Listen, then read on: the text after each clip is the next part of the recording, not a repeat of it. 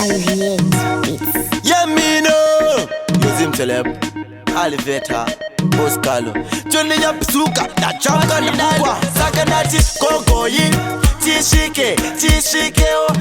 tipinde chanje kunokana iwe ndisiye imikana mamka boita ondiziye saka mamka sei tamka mamkao mampa sei tampa mampao mamka seiko tamka mamkao nemipanga mamkao natomuka nemkao mamka sei tamka mamkao mampa sei tampa mampao mamka seiko tamka mamkao nemipanga mamkao natomuka nakanati tamka kana mamkao Mustudiem, tampaka na mampao Chividiem, anti arkuda chakadaro Shi audio, zumara shainao Alexio, akati ona pakadaro Experio, vangweva uya pakadaro Kuretio, muchitisi ya takadaro Vanuvenzio, inskwa paserio Isibuta ugatsike, TJ Mbale Shutu gatsike, tinopana bule Ngoma tem quarantine, munokwara Asizepa valentine, musafale Saka mamka sei tamka mamkao mampa sei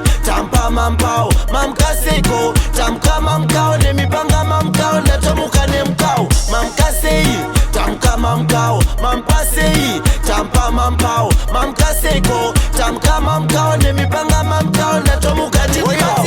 ndashika pano na uyandega panambo ndiunza pano ndati ndisvike pano sezvo ndipo pane zano asi chinhu chandafarira mese muri vatano asi ngoma dzacho dziri kufamba sei dziri kufamba nekupi dziri kufamba mushe kana ndezvenguva ipfupi kana ari machokose please ipai kapfupi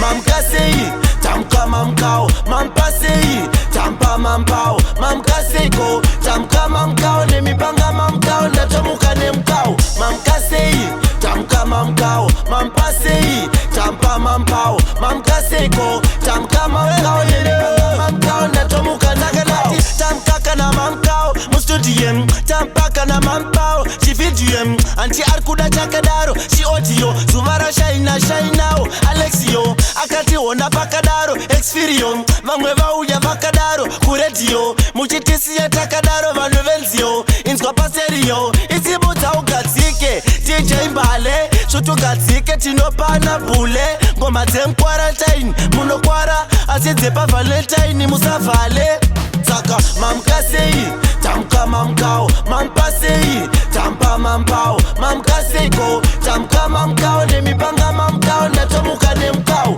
mamka sei tamka mamkao mampa sei tampa mampao mamka seiko tamka mamkao nemipanga mamkao natomuka nemkao mamka sei tamka mamkao mampa sei tampa mampao mamka seiko tamka mamkao nemipanga mamkao natomuka nemkao mamka sei tamka